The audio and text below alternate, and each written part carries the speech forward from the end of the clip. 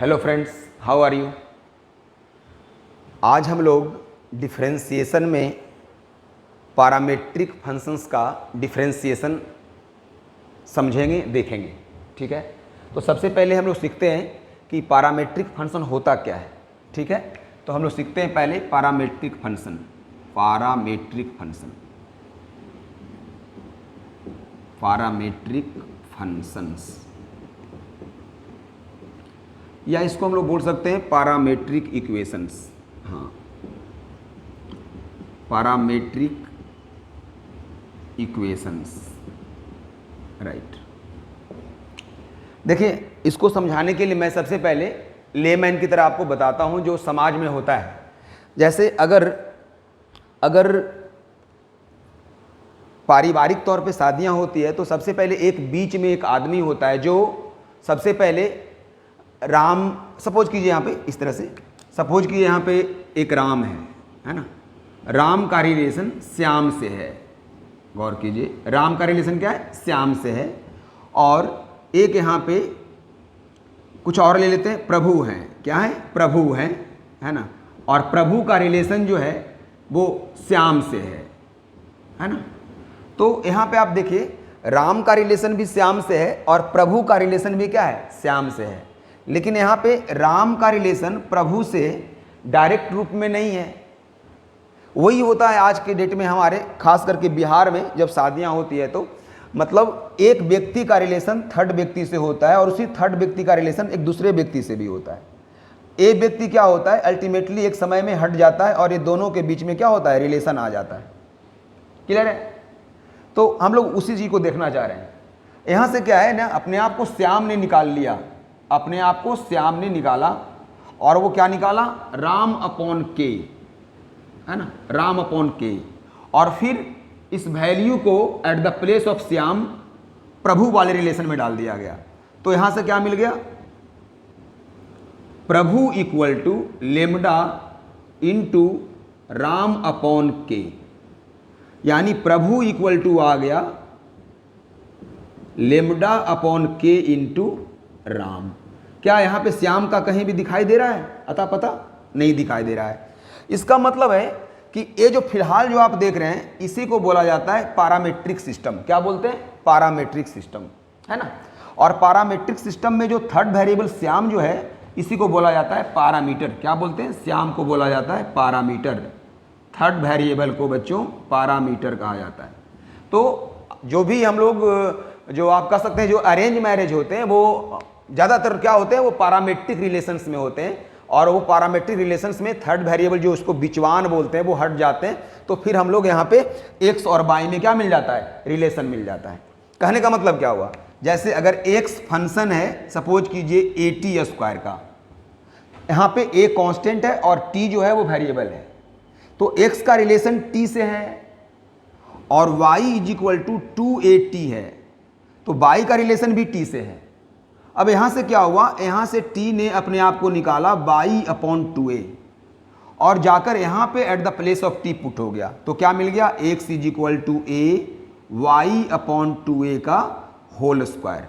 So x equal to a y square upon 4a square, 1a cancel, so y square is equal to 4ax।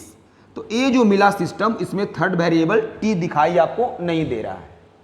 यानी इसे बोलते हैं हम लोग जब कार्टेशियन इक्वेशन। क्या बोलते हैं? Cartesian equation.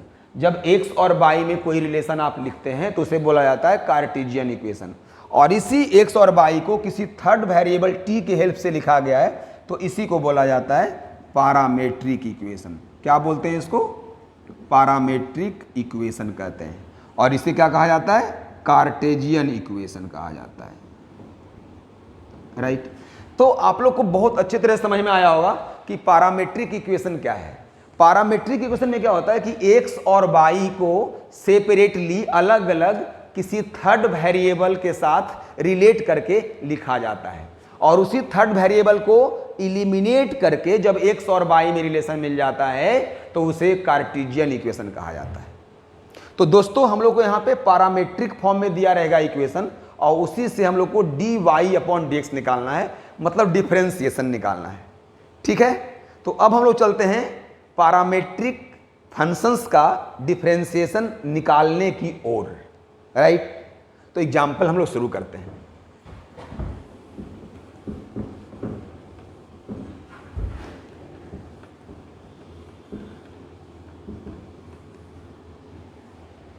कि सपोज कीजिए कि आपके पास दिया हुआ है x is equal to a cos theta और y इज इक्वल टू दिया हुआ है ए साइन थीटा, और आपको dy अपॉन dx मालूम करना है। क्या मालूम करना है? dy अपॉन dx मालूम करना है। तो क्या करना होगा? सबसे पहले आप x को डिफरेंशिएट करेंगे थीटा के रिस्पेक्ट में, मतलब थर्ड वेरिएबल के रिस्पेक्ट में, क्योंकि x पहले किसका फंक्शन है? थीटा का फंक्शन है। यहाँ पे x पहले फंक्शन ऑफ थीटा है और यहाँ पे y पहले फंक्शन ऑफ क्या है? थीटा है। तो सबसे पहले x और y को थर्ड वेरिएबल के रिस्पेक्ट में सेपरेटली डिफरेंशिएट किया जाता है। तो dx बाई डी थीटा आप मालूम करेंगे। तो dx का वैल्यू क्या है? a cos theta with respect to theta. अब बाई प्रॉपर्टी a को हम लोग बाहर कर लेते हैं, अब बच गया cos theta with respect to theta, और कॉस थीटा का डिफरेंशिएशन होता है minus sine theta into a, rearrange करके लिखेंगे माइनस ए साइन थीटा। इस तरह से dx बाई डी थीटा मालूम कर लिए। अब क्या करना है?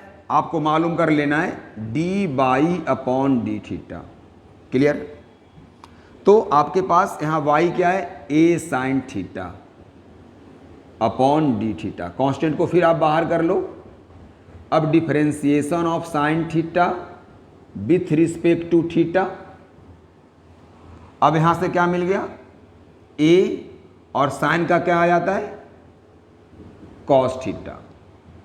इसीलिए D by upon D X, तो D by upon D X को लिख देंगे D by upon D theta, बड़ी line D X upon D theta, और D by upon D theta कितना दिया हुआ है बच्चों?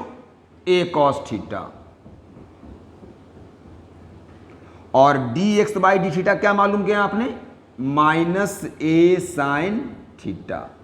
इससे ए कैंसिल हो गया, कॉस बाई साइन क्या होता है? कॉट थीटा, तो माइनस कॉट थीटा। इस तरह से आपने क्या किया? D Y upon D x मालूम कर लिया। तो पैरामीट्रिक फंक्शन में x और y को सबसे पहले थर्ड वेरिएबल के रिस्पेक्ट में डिफरेंशिएट कर लीजिएगा।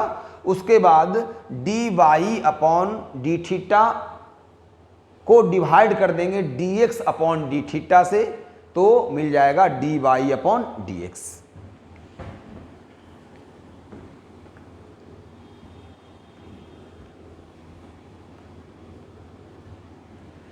हम लोग एक क्वेश्चन लेते हैं यहाँ पे। x equal to 2t upon 1 plus t square and y equal to 1 minus t square by 1 plus t square. तो सबसे पहले इसको सॉल्व करने के लिए x किसका फंक्शन है? t का, और y भी किसका फंक्शन है? t का। तो हम लोग को पहले निकालना पड़ेगा dx बाई डी टी, और यहाँ क्या निकालना पड़ेगा? D by upon D T, right. लेकिन जैसे इसको आप ध्यान से देखेंगे तो ट्रिग्नोमेट्री का एक फॉर्मूला आपको दिखाई देगा। अगर आप t equal to tan theta मान लेते हैं तो जब t इक्वल टू आपने टेन थीटा मान लिया तो आपको x क्या दिखाई दे रहा है? x दिखाई दे रहा है 2 tan theta upon 1 plus ten square theta, और एक इसका फॉर्मूला होता है, एक फॉर्मूला होता है साइन 2 थीटा का। तो x जो t का फंक्शन था उससे हम लोगों ने थीटा का फंक्शन में कन्वर्ट कर लिया। इससे हमारा जो कैलकुलेशन होगा वो इजी हो जाएगा। अब यहाँ से हम लोग y को भी निकाल लेते हैं। तो y क्या आ जाएगा? 1 minus ten square theta 1 plus ten square theta, और ये किसका फॉर्मूला होता है? कॉस 2 थीटा का। तो y इज इक्वल टू आ गया कॉस 2 थीटा। अब जब x और y को थर्ड वेरिएबल थीटा के फॉर्म में लिख दिया तो यहाँ से मालूम कर लेंगे D x by D theta. तो मिल जाएगा d sine 2 theta by D theta. तो सबसे पहले चेन रूल लगाएंगे, साइन 2 थीटा का डिफरेंशिएशन करेंगे पहले 2 थीटा के रिस्पेक्ट में, और फिर 2 थीटा का विथ रिस्पेक्ट टू थीटा।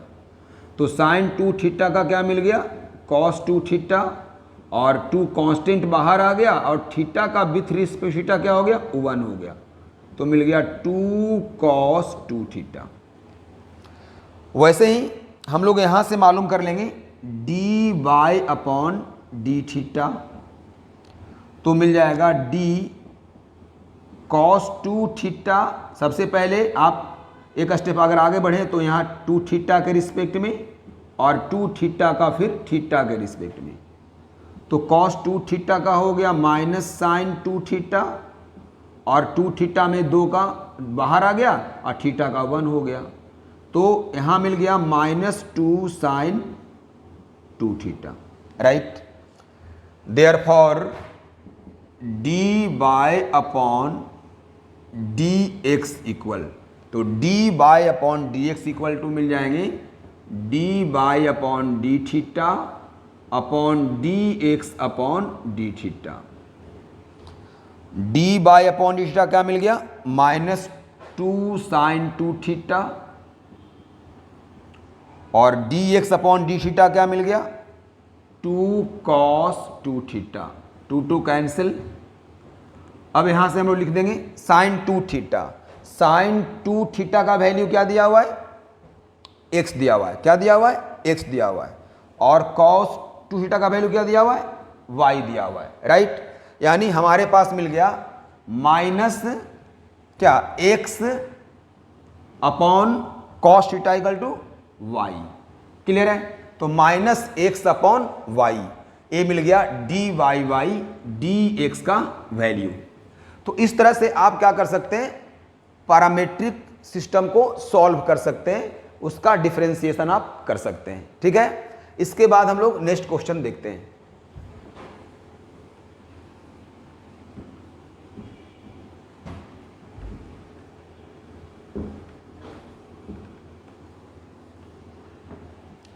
हमारे पास नेक्स्ट क्वेश्चन है, x equal a sec cube theta, y equal a tan cube theta, और मेरे को मालूम करना है d square y upon D x square. मतलब यहां पे डबल डेरिवेटिव, मतलब जो आप d y by d x निकालेंगे उसको एक बार फिर से डिफरेंशिएट करना है। D square y upon D x square का मतलब होता है differentiation of d Y upon D x with respect to x. इसी को कहा जाता है d square y upon D x square. No problem. सबसे पहले हम लोग क्या करेंगे, सिस्टमेटिक वे में चलेंगे और d y by d x पहले निकालेंगे। ठीक है। तो इसके लिए एक्स पहले किसका फंक्शन है, थीटा का, तो मालूम कर लेंगे D x by D theta. तो D x by D theta, एक कांस्टेंट बाहर रह जाएगा। सेक क्यूब थीटा का डिफरेंशिएशन करेंगे, सबसे पहले सेक थीटा के रिस्पेक्ट में, और फिर सेक थीटा का करेंगे with respect to theta. Sec cube का क्या होगा, 3 सेक स्क्वायर थीटा, और सेक थीटा का क्या मिल जाएगा, sec theta into tan theta. वैसे ही D Y upon D theta मालूम कर लेंगे, D Y upon D theta. तो एक कांस्टेंट बाहर होगा, टेन क्यूब थीटा का with respect to tan theta, और फिर टेन थीटा का with respect to theta. Tan cube का क्या मिलने जा रहा है, 3 टेन स्क्वायर थीटा, और टेन थीटा का क्या होता है डिफरेंशिएशन, सेक स्क्वायर थीटा। तो इस तरह से हम लोगों ने D x by D theta और D by upon D theta को मालूम कर लिया। अब दोनों को डिवाइड कर लेंगे। जब दोनों को डिवाइड करेंगे तो क्या मिल जाएगा, D by upon D X. Yes, तो D Y upon D X equal to D Y upon D theta, बड़ी line D X upon D theta, right. D Y upon D theta 3a tan square theta into sec square theta y, D x by D theta 3a sec square sec into tan, 3a sec square theta sec into tan theta. अब यहाँ से sec square को cancel कर लेते हैं और ten से ten square में 1 कैंसिल हो जाएगा, एक यहाँ पे 3a कैंसिल हो जाएगा। आपके पास क्या बच गया, टेन थीटा और नीचे क्या बचा हुआ है, सेक थीटा। तो टेन को लिख सकते हैं साइन बाई कॉस, तो इसे लिख दिया sine theta by cos theta और नीचे पहले से क्या बचा हुआ है, सेक थीटा। तो कॉस थीटा और सेक थीटा मिलकर के 1 बन गया, तो इसका वैल्यू केवल क्या आ गया, साइन थीटा। ठीक है, तो इस तरह से D by upon D x आपके पास क्या आ गया, साइन थीटा। लेकिन हमारा जर्नी अभी यहाँ खत्म नहीं हुआ है, क्योंकि हमें D by by d X को अगेन डिफरेंशिएट करना है और यही आपका टर्निंग पॉइंट है। यहाँ पे मैक्सिमम स्टूडेंट्स क्या करते हैं, मिस्टेक करते हैं। इसको गौर से समझिएगा अगले स्टेप को आप। अब जैसे ही हम लोग डबल डेरिवेटिव की तरफ चलते हैं तो क्या होने वाला है, फर्दर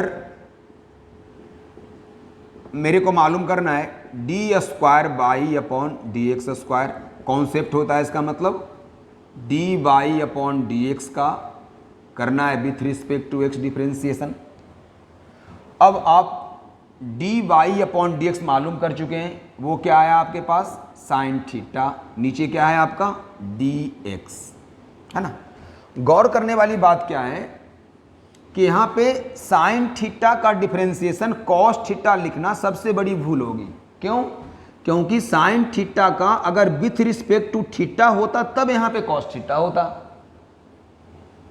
यानी सबसे पहले साइन थीटा थीटा का फंक्शन है, इसीलिए यहाँ पे सबसे पहले साइन थीटा का थीटा के रिस्पेक्ट में डिफरेंशिएशन करेंगे और फिर यहाँ पे D theta upon D x लिखेंगे, राइट।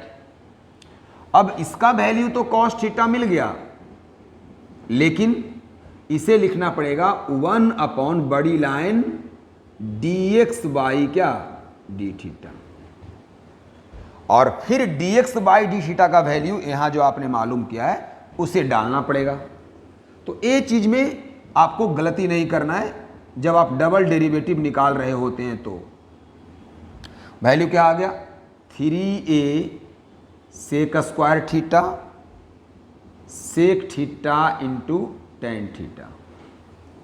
तो ओवरऑल क्या हो गया, इस टर्म को हम लोग सेक क्यूब हो जाएंगे, sec square into sec, sec cube ये ऊपर जाएगा तो क्या हो जाएगा, कॉस क्यूब, और कॉस पहले से है यानी cos to the power 4 theta, और नीचे आ जाएगा 3a tan theta.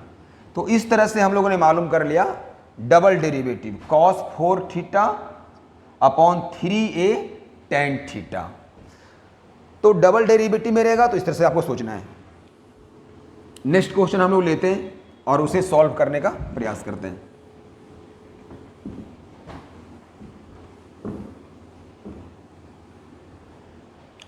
Next question हमारा है, if x equal a to the power sine inverse under root y equal a to the power cos inverse t under root, और हम लोग को proof date साबित करना है dy upon dx is equal to -y upon x। इसे हम लोग को प्रूफ करना है। तो क्या करना होगा, सबसे पहले हम लोग देख रहे हैं कि x जो है वो थर्ड वेरिएबल t के फॉर्म में लिखा हुआ है, तो यहाँ से मालूम कर लेंगे हम लोग dx अपॉन dt। तो d under root a sine inverse t with respect to a to the power sine inverse t इंटू d a to the power sine inverse t with respect to sine inverse t differentiation sine inverse t with respect to t। अब यहाँ पे root का क्या होता है differentiation, root x का 1/2 root x, तो इसका क्या आ जाएगा 1/2 root a to the power sine inverse t। और a to the power x का क्या होता है, सेम होता है a to the power sine inverse t, और इनटू में क्या आ जाता है लॉग, तो यहाँ पे आ गया लॉग बेस e, है ना। और साइन इनवर्स t का क्या होता है 1/1 माइनस टी स्क्वायर का अंडर रूट। तो इस तरह से हम लोगों ने मालूम कर लिया dx बाई dt। इसी तरह से हम लोग मालूम करेंगे dy अपॉन dt। तो dy upon dt, so d under root a to the power cos inverse t with respect to a to the power cos inverse t d a to the power cos inverse t with respect to cos inverse t and now cos inverse t with respect to t। इसका क्या मालूम हो गया 1/2 under root a to the power cos inverse t, इसका same a to the power cos inverse t into log a, और इसका -1/1 minus t square under root. तो इस तरह से हम लोगों ने dx बाई dt और dy अपॉन dt मालूम कर लिया। अब इसमें गौर कीजिए, आप लोग को एक रिजल्ट मालूम होता है कि x को अगर मल्टीप्लाई किया जाए 1/√x से तो एक कैंसिल होकर क्या मिलता है √x मिलता है, राइट। तो वैसे ही यहाँ पे रूट ऑफ दिस दिया हुआ है और यहाँ पे रूट इसमें नहीं है, यानी अगर इससे कैंसिल होगा तो क्या बच जाएगा under root a to the power sine inverse t। वैसे यहाँ पे a वाला पार्ट जब इससे कैंसिल होगा तो क्या बच जाएगा under root a to the power cos inverse t बच जाएगा, ठीक है। तो अब हम लोग मालूम करते हैं dy अपॉन dx।